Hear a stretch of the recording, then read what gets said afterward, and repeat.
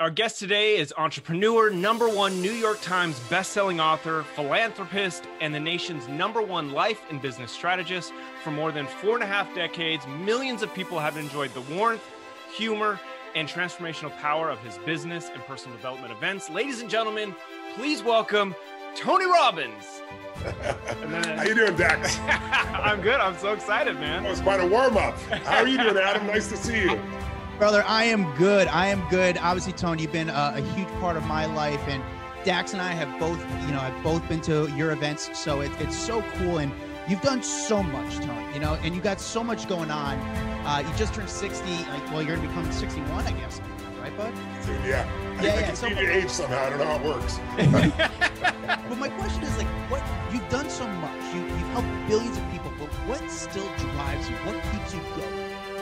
I just seeing people, I grew up in a pretty tough environment, and there's a lot of suffering involved. And because I know what suffering is, I hate to see anybody suffer. And especially these days with COVID, with families, spread apart, elderly people not being with their grandchildren, it just makes me crazy. So anything I can do to make a difference drives me, but also what drives me is seeing the impact, seeing people reclaim themselves. I mean, right now, it's very easy to let the environment start to make you believe that this is going to be horrible forever in the world as you know it's over. If you watch CNN or any news over and over again, you want to cut your own throat. In fact, I read yesterday in San Francisco, 3 times as many people have died of overdoses in the last 9 months than have died of COVID.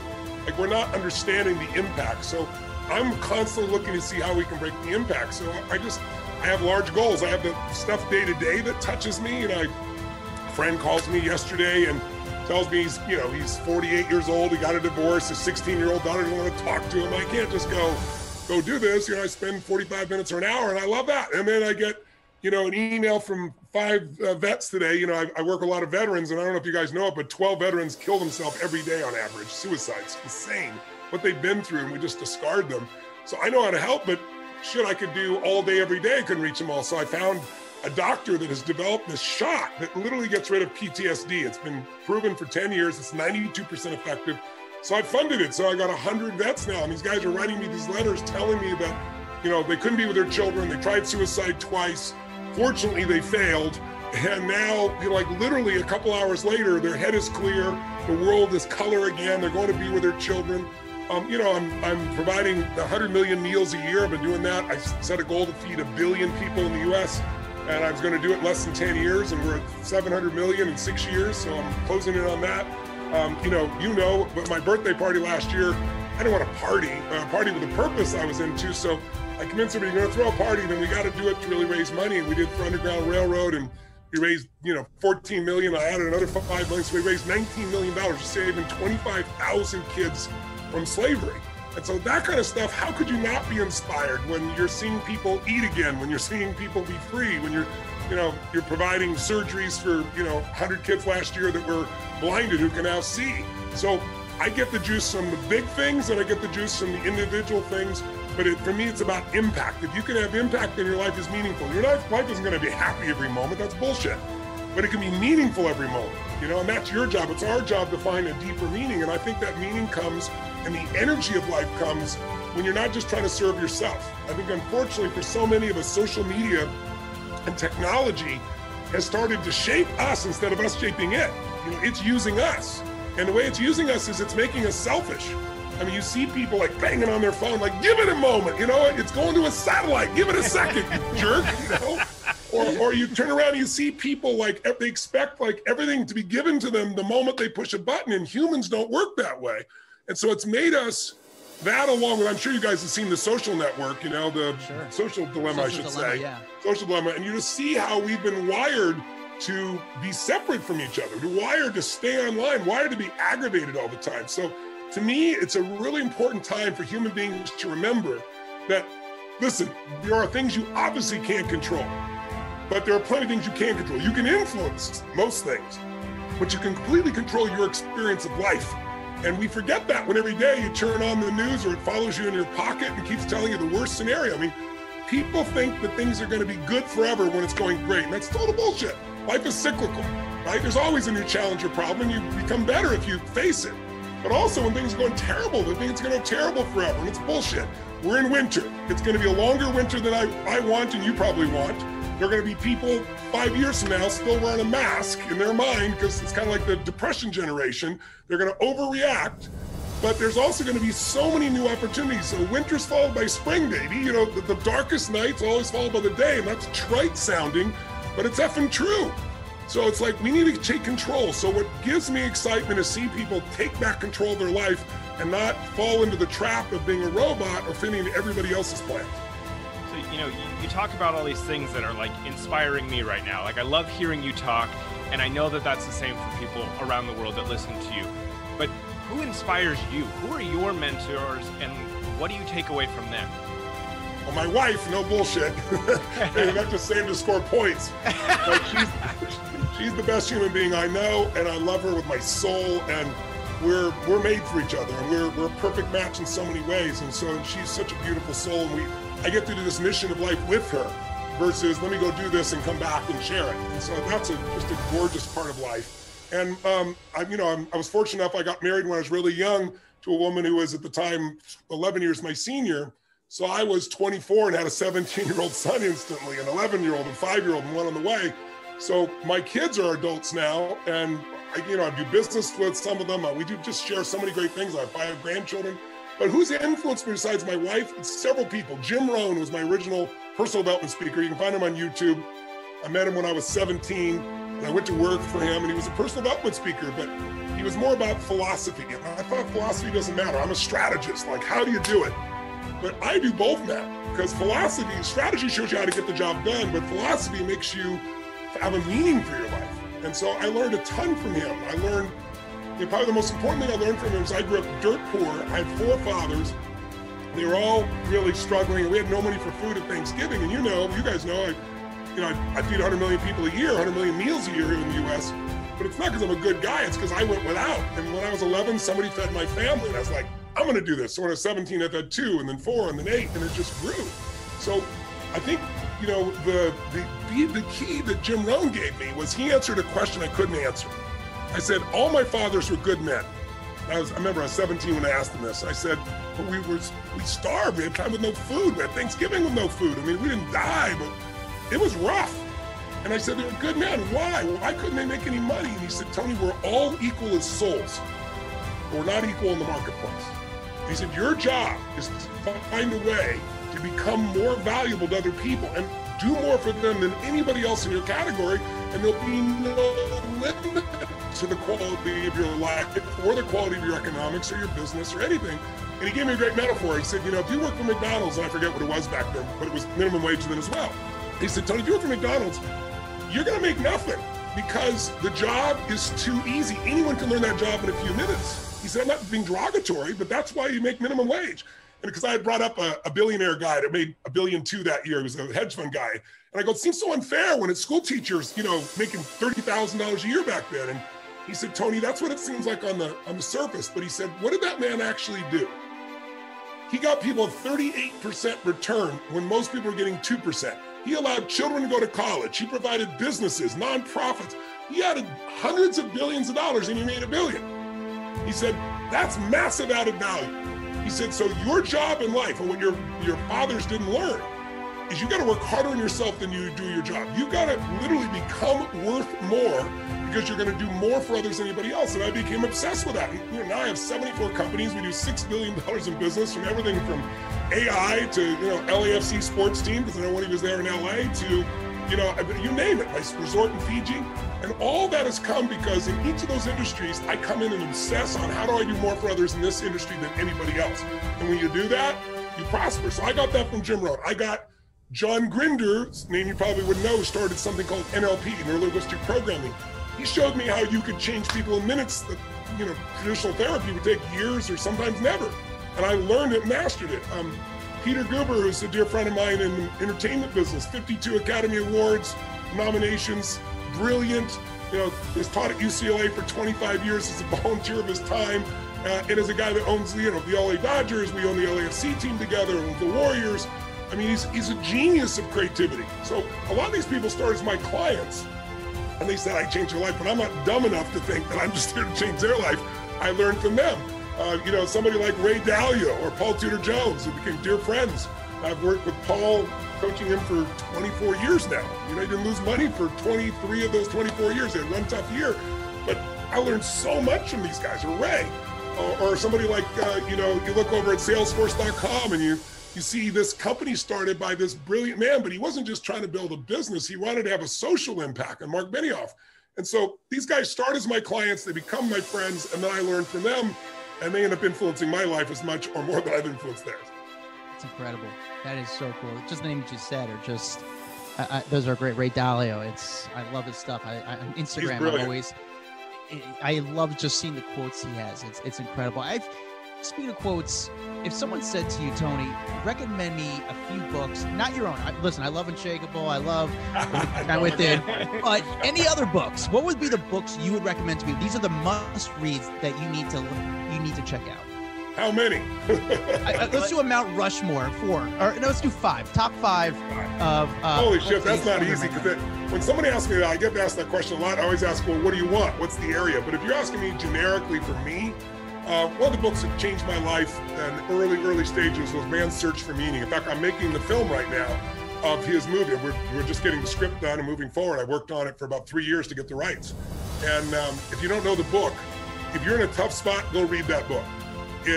You know, Viktor Frankl was a Viennese Jewish man who got locked up in World War II and watched his family be slayed in front of him in a Nazi concentration camp. But he stayed alive by studying what made certain people live, because you lose the will there. It was an unholy place would be the nicest way of describing it, inhuman.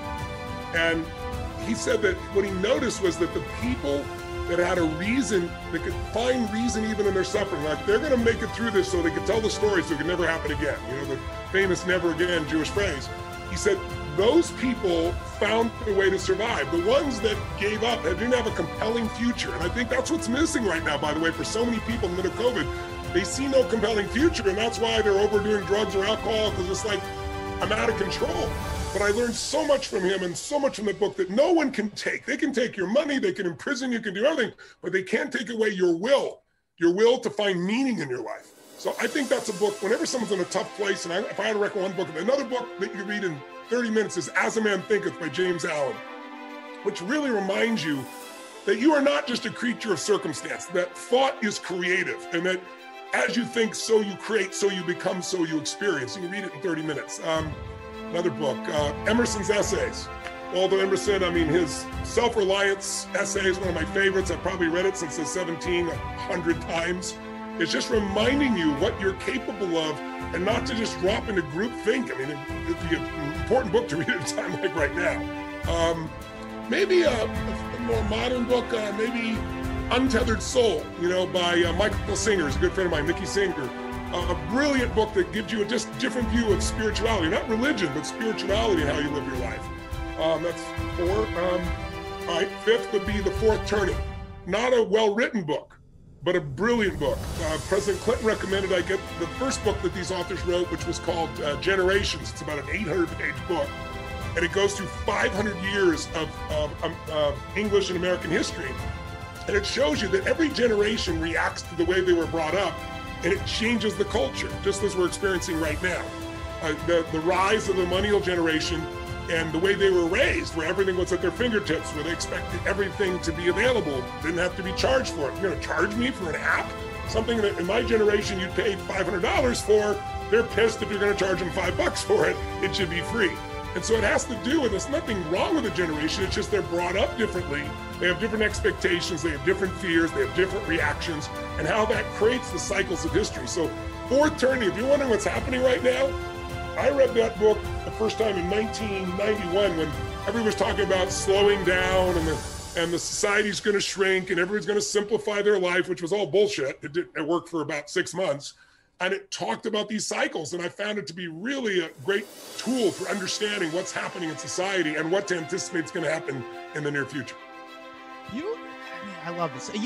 Obviously this past year was a tough year for everyone, you know, and your events, you know, went from using huge arenas and stadiums and then went virtual, but they've been a success. You know, they've been a huge success. You're constantly reinventing yourself with new ways to reach people. What is your strategy to re-engage people? Well, I can tell you my strategy, but I should tell you first, I'm human too. So if you went through the stages of loss. You know, you've probably heard there's 5 stages of loss. Somebody dies or something like that.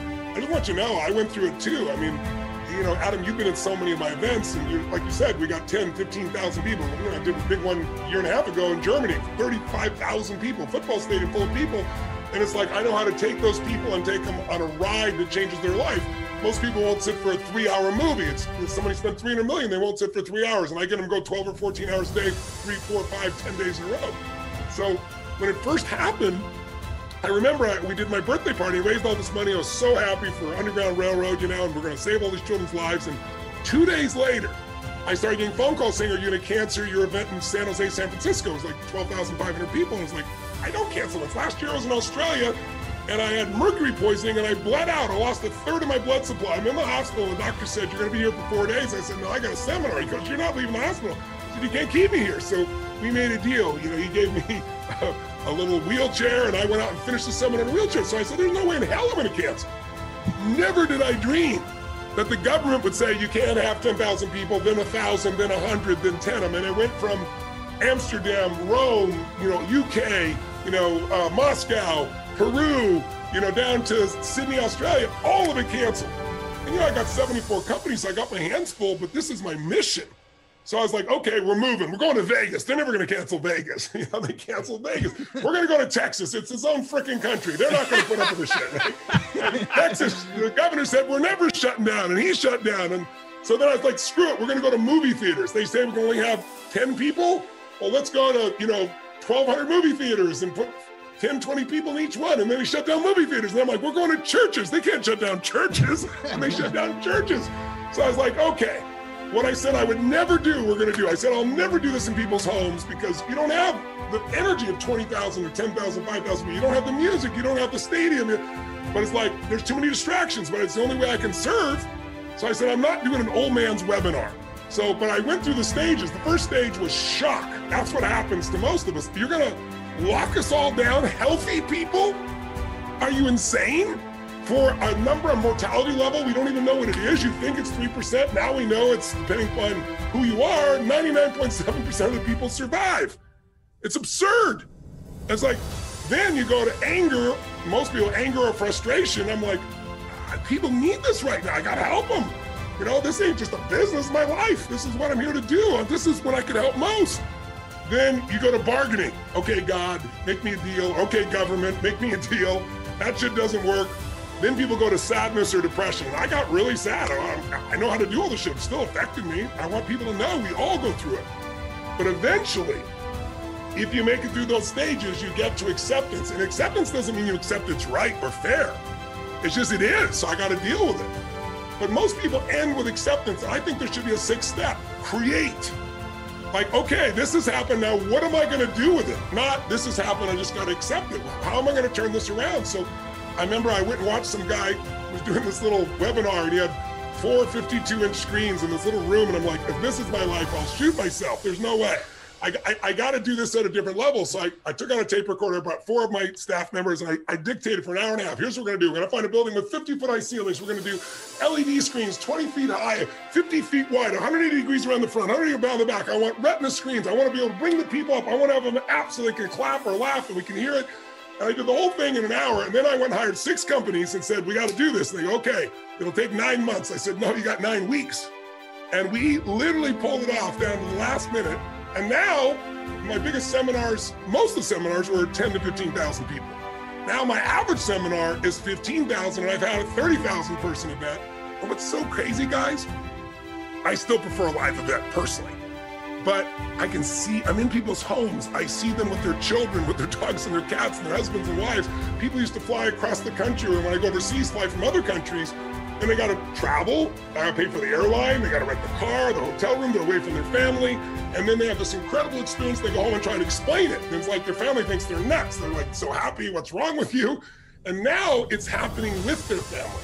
Now the children are coming in and doing, you know, the visualization process and having the gratitude piece. And I remember the first time we did this in July, we had this man, I'll never, seeing all these countries. We had 120 countries. And like the Australians were doing this at 10 a.m. we started, that was midnight for them. So they go from midnight to 4 p.m. the next day. People, you know, in Asia are going different time zones. So we're keeping people all night long doing this, 4 days and nights. I remember seeing this Indian man in a turban, in his turban, and his wife's there, and he's pissed. Clearly, she's taking the big screen, and he's sitting here like this, and she's having a good time, and she's starting to dance, and you're going to see him going, yeah. And sure enough, within an hour, he's up dancing, and by the end of the night, you know, we don't do a firewalk, obviously, with people in their homes, so I decided to use a metaphor of breaking through, teaching people to break wood, karate style. Kids, adults, doesn't matter who. So we ship people to wood. Well, she was the only one who signed up, right? So at the end of the night, he's fighting her for the piece of wood because he wants to break the wood. So what I got to say to you is, it's like people like spent 3 times as much money to get my events before to get to them. And now they don't have that expense. And I see so many mothers at home nursing their babies and playing full out. And so it's a new way to reach people. So I'm still going to do live events as soon as they're available. I've already got one booked here in Miami because we have different rules here. We're going to have 20,000 people here in the fall. But between now and then, I'm not sitting on my butt. I'm sitting here serving more people than I did before. So I really want people to know everything, life is always happening for you, not to you. If you believe it's happening to you, of course it is. You know, you look for what's wrong is always available. But if you train yourself to look for what's right and you find it, you won't be the person sitting on the curb crying or feeling sorry or drugging yourself up. You'll be like, I'm gonna crush it and I'm gonna find the good in this. It's not good on the surface, but it becomes good when you do something with it. And so that's my approach and philosophy. And we've pivoted and, you know, we have 300 employees just at that company alone. And we still have 275 of them, which is unbelievable because we lost 90% of the revenues. I lost, just that company alone, we lost $96 million in the first 7 months of this last year. So to be able to turn that around and serve people and serve the employees, because they own the company, my employees own the company. So it's an ESOP, you know, employee stock ownership program. So their future is still there whenever we thought we were going to go under. So there's always a way, but it requires a different level of energy. It requires that you have something you want to serve more than yourself. Because if you're only serving yourself, you don't get a lot of insight. Nothing wrong with that, but you're trying to serve your family, you're serving more of life, so life gives you more. Serve a community, serve humanity. I'm not talking virtual signaling bullshit. I'm talking about, you know what's in your heart. You get a different level of insight and a different level of energy. So you got to find something you care about more than yourself in the middle of COVID. And you got to find a way to retool yourself to move forward because the opportunity is going to be there. Winter's not forever. The tide will shift and you want to be ready or ideally take advantage of it even before the tide shifts. Yeah, no, we've talked about people struggling and you've helped millions and millions of people. So what do you feel like is the one thing that people struggle with the most, that have in common? That one thing that, like, it seems like everyone struggles with. Well, there's so many things, you know, people's relationships are complex, right? Because you're dealing with another species. Even if you're gay, in order to have a relationship, you need opposite energies. That's male and female energies, even if it's in the same gender. And so relationships are a huge source of challenge for people because it's where you get the greatest joy and it's where you get the greatest pain. I think in business, most people get into business, and we all know the stats. 50% of businesses are gone the first year, 96% are gone in 10 years. 4 out of 100 make it. That doesn't mean they're profitable. So there's different issues that you deal with there. People's bodies, because of the way we have commercialized food, makes almost everybody, 70% of Americans are overweight. I mean, it's the fast country in the history of the world, and the rest of the world's mirroring us. So I deal with so many different issues. It really depends on the person. People come to me usually at extremes. They're either the best in the world at what they do, and they're doing well, and they're the best because they're always looking for that little thing I can do that makes me better, and takes me to a different destiny. Or it's somebody facing a challenge. You know, they're facing a financial challenge, a business challenge, an emotional challenge, a relationship challenge with their kids, or they have a birthday with a 0 on it, so they're reevaluating their life. So I get people who have found hunger. They're hungry because it's not how they want it, or they're hungry because that's their nature. People are not hungry, I don't really deal with because they pretty much accept where things are. And so what I wish for them, what I pray for them, is they find something to inspire them more than themselves, or the wagon wheel comes down their rut. You know, they get enough pain that they start searching. And I don't care how smart you are, how strong you are, how rich you are, how famous you are. Life is gonna humble you. You know, like life's gonna take you to your knees. The real question is, what are you gonna do when that happens? And so for me, it's really like what this challenge is about. It's like a comeback challenge. The greatest story again. What is the greatest story of mankind? What's the story we all love in books and movies? It's a comeback. It's somebody gets taken to their knees unfairly, unjustly, whatever, or their own ego takes them there. And then instead of giving up, they get knocked down, they get up, and then eventually they don't only get up and they don't get to where they were, get them better than they were. My obsession this year is to make that happen for more people. So we did this in July. I did this comeback challenge for free for everybody around the world. Like I say, 380,000 people this year. Right now, I think we have almost 500,000 people right now. So hopefully we'll end up with 750,000 people. I'm going to train for 5 straight days. I say for an hour and a half, but you guys know me, I'll probably go 2 hours because I want to add so much value. But we're going to show you what to do with your body, what to do with your emotion, what to do with your relationship, what to do with your finance, what to do with your career or your business. 5 days, no charge, no hooks, no nothing. And you know what the added value you give me is I give you a challenge each day that you got to go do something uncomfortable to make you grow. And if you keep doing it, you'll grow massively in just 5 days.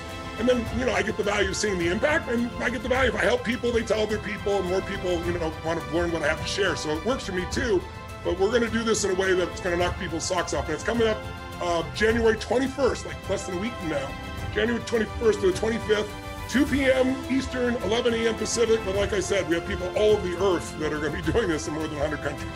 I feel like, you know, it's funny, growing up, Tony, like, I knew who you were, but I really didn't know the ideal of what was going behind it. Maybe I was too young, maybe I was too mature. And then once I had the balls really to go to the event, then I was blown away. All of a sudden, everything just clicked. It's like, man, I wish I knew this stuff in school. I wish I learned this stuff a lot sooner. I think everything would have changed. And that's what's cool about this event. It's like, first of all, there's no excuse right now. It's virtual. It's in your house. There's no excuse that you have to do it. It's one of those things where if you ever considered going to a Tony event, from my experience, it's like, now you're just making it so easy. Like, let's do it. Like, let's cross the line. It just do it. Just experience it. And honestly, it changed my life. And it didn't necessarily change my life. It changed the way I approach life, which changed my life. And Dax, we talked about before. We feel the same about you that. Also, right? You've been really wonderful, Adam, because you've had so many effects in your own life. You've shared it with so many celebrities, because I know you deal with so many. And I meet them afterwards, and they're like the same thing. Like, I thought you were just positive thinking or motivation. I had no idea. So I really want to thank you, because you've really turned a lot of beautiful people on what I'm doing, and those people are influential, so they touch other people, and that's my mission. So thank you. We also, can you tell people how they can get involved, where they go, just in case they don't know? Like, you know, sure. There's a website you can go to. It's called Make 2021 this year. Make 2021. myyear.com. Make 2021 myyear.com. That's really the goal. Not to make some, you know, positive thinking affirmations, or, you know, people set their New Year's resolutions. By first week of February, 85% of people have broken it. And this year, most people aren't even doing it because they don't feel in control. But the reason is they don't have the rituals to back up the goal. Like, you know, if your goal is lose 30 pounds and your ritual is, you know, wake up late, go have a mocha smocha from Starbucks, and obviously you've got the wrong rituals. So we're going to work with people to make sure they get the habits. And then it becomes easy because there's something that naturally happens for you. It's like training. The hardest thing in the world is get to the gym. But once you get to the gym and you get momentum and you do it long enough, you get addicted. You know, you don't want to do it any other way because you feel so good. So anyway, you go to Make 2021 myyear.com. No charge whatsoever. Just line up. And if you got friends or family, or if you're a business and you're shut down, invite your employees. It's free training for 5 days. Yeah, Tony, we each have one last question. My last question is based on this event. Again, you've worked with some of the most successful people in the world. You still currently do, elite athletes, businessmen, actors, world leaders. What is the common trait that you see in all of these people? Well, it depends on the context, but if the one thing that I personally love, I love wickedly smart people personally. But you would think that intelligence would be the first factor, and unfortunately it's not. Because there are a lot of really smart people that can't find their way out of a paper bag in practical terms. They get so in their head. If there's one quality I see that all these super achievers have, whether it be intellectual super achievers or business super achievers or anybody of that nature, entertainers, it's hunger. Like, everybody gets hungry for a while. But, you know, if you look at somebody who's just truly extraordinary, you know, you look at Richard Branson, for example, Sir Richard now, I know Richard, and Richard's a beautiful man. He has as much hunger today in his late 60s as he did when he was 16 starting Virgin. I mean, he's got that same drive. Let's give it a go. That's his favorite phrase, right?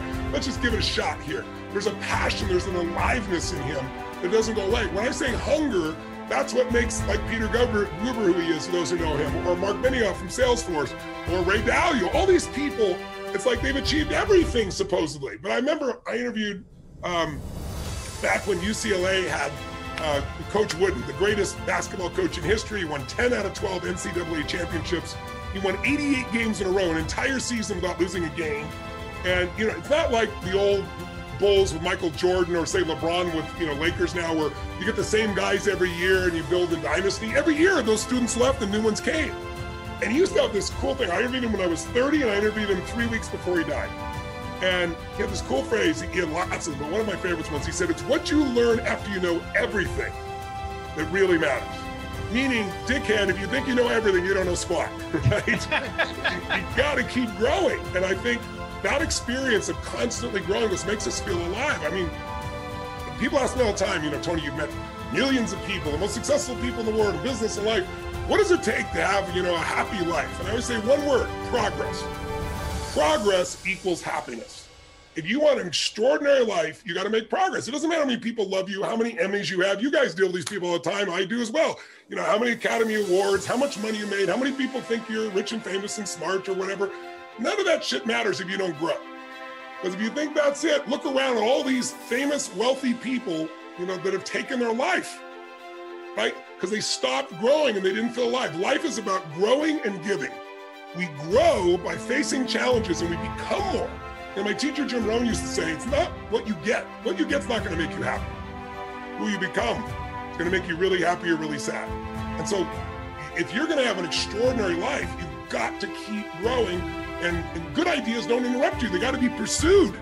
You know, you're not going to have a great idea, go, here I am, here, take me away. You got to get hungry enough to go. But the common denominator to finish the clip here is hunger that doesn't go away, which means hunger to be more, to do more, to give more, to share more, to enjoy more. If you have that kind of hunger, not a hunger like I'm going to lose weight to get to the party or make it to the summer, that's a hunger too, but it doesn't last. It's a hunger of something inside you. And you know what, if you don't have it, it can get triggered.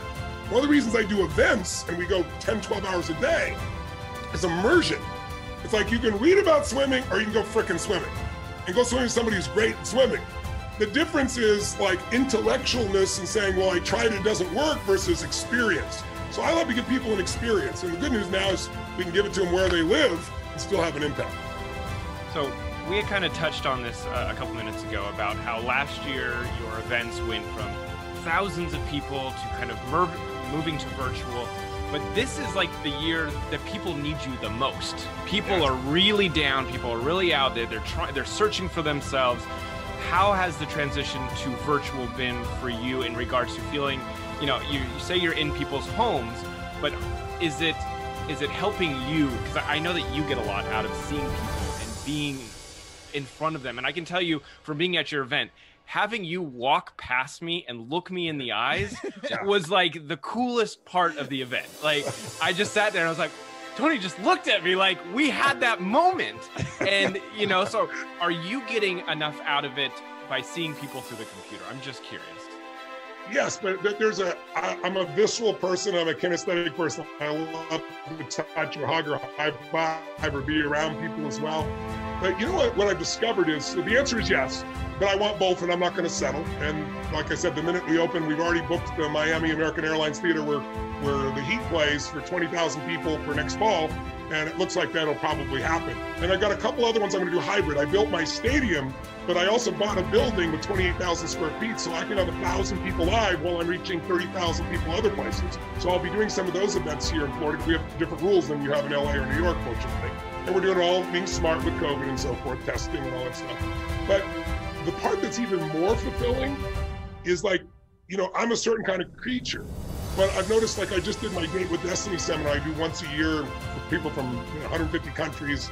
And I was watching these people and witnessing them and hearing them. And then I talked to a lot of people, and I talked to people who have been to Date with Destiny before, and they said it's their favorite. Well, I love hearing that because they make everyone better. But I asked them why it was better, and it's like certain people, like especially women, saying, you know, when I'm in that huge crowd, it felt so exciting, but I really, some people say I didn't want to show my emotion, but I still did, but you know, I was conscious of it. But now I'm at home and I'm crying my eyes out and laughing my tail off, and like I don't have anything else. I don't have the energy of other people coming at me. So for some people, it's better. I can tell you that truthfully. And what I love, the juice I get, is that we've made it easier for people. Like, it's been on their bucket list. And people say to me, well, event's so expensive. And I'm like, it's $195 for 5 days. You ever been to a concert? You know, ever been to a great concert? Yeah, most concerts I go to cost me that for 2 hours. You know, it's like I went to go see, what's her name? One sings Hello. What's her name? Singer. Adele. Adele. I went to see Adele in San Jose in the same stadium we do things. She was incredible. Just gorgeous, 2-hour concert. And then I thought afterwards, shit, we're going to be here in a week. And we're going to do 50 hours. We're going to do 25 concerts back to back here and keep people fully engaged. I mean, that's a different world. So I love the live, but I really love seeing the impact on families. I've always wanted to do like a date with Destiny for families, and I never had enough room. You know, we'd get 5,000 people in the room and we'd sell it out. Everything gets sold out. Well, now I was able to have their families be there, and quite frankly, you know, we didn't charge them. Their families kind of went in and out and enjoyed it, and we were thrilled to see it. So the answer to your question is, I'm loving the impact. I'm reaching more people. My wife is a lot happier because I'm not going, you know, when you go to 118 cities in a year, which is what I did in 2019, that was my average, and go to 16 countries, you know, it takes a lot out of you. So it still takes a lot out of me because I'm doing 12, 14 hours a day, but I get to come home and be with my family at night. So that part I love. But you know me, I'm not going to settle. I'm going to do both. And I feel like COVID has allowed me to reach more people in the way they need. And there's still going to be people that want to come to the live concert in person. And I'll be there for that too as soon as it's done. All right, last question. I promise you. Your energy. I get excited. Your energy gives me energy. You have so much energy. But how do you do it? What's in your diet, Tony? Well, it's two things.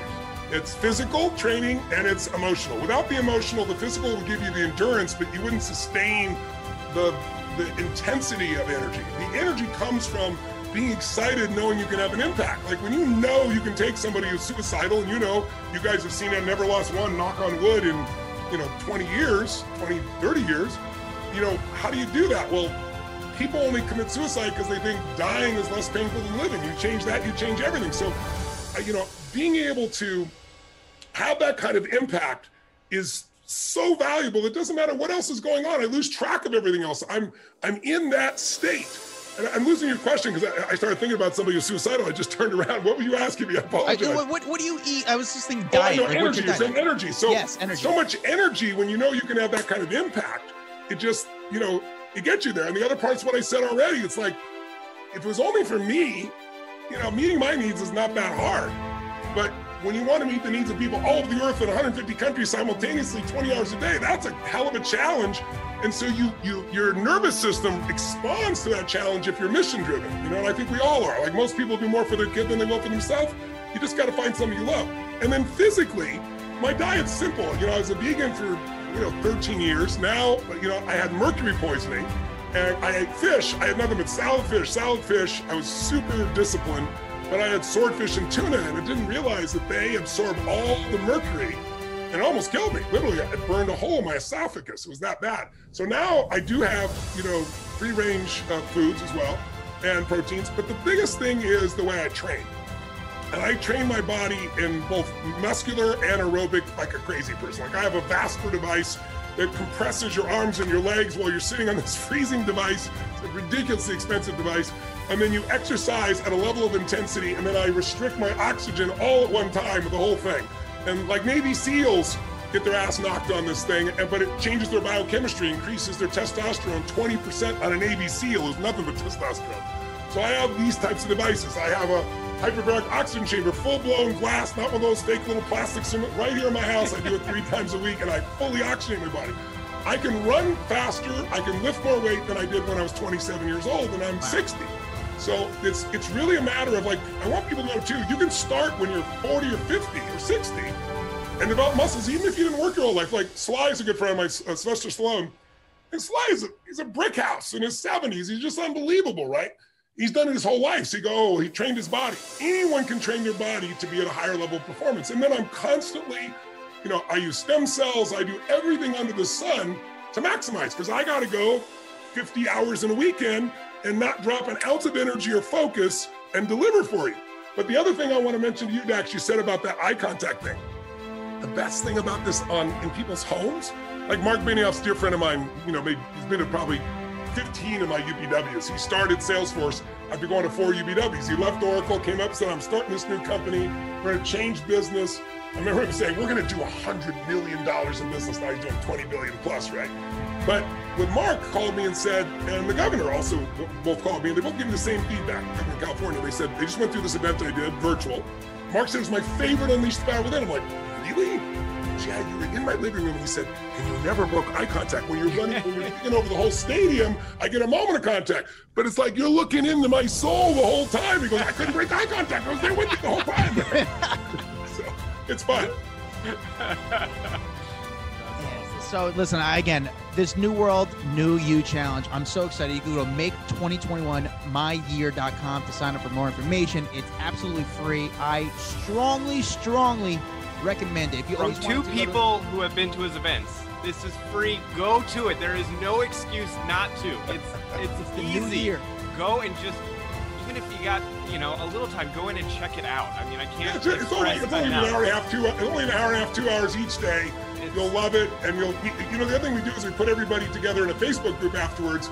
And for the last 6 months, we did it once last year. And these people support each other from 100 countries and their goals and desires and networking. And again, it's my gift to you. It's no charge whatsoever. And if it impacts you the way I know it would, please tell your friends, and that'll help me help more people. So thank you for your time. And guys, I really enjoyed being with you. Yeah, Tony, thank you so much. For more Tony Robbins, you can check out, he's got virtual events. Go to TonyRobbins.com. Check out his books, Unshakable, Awaken Giant Within. Amazing. And make sure you follow him on social media at Tony Robbins. Tony, thank you, brother. It's I thank you so much, man. I really appreciate it. I look forward to seeing you guys again sometime soon. Blessings till then. Yes, thanks, Tone.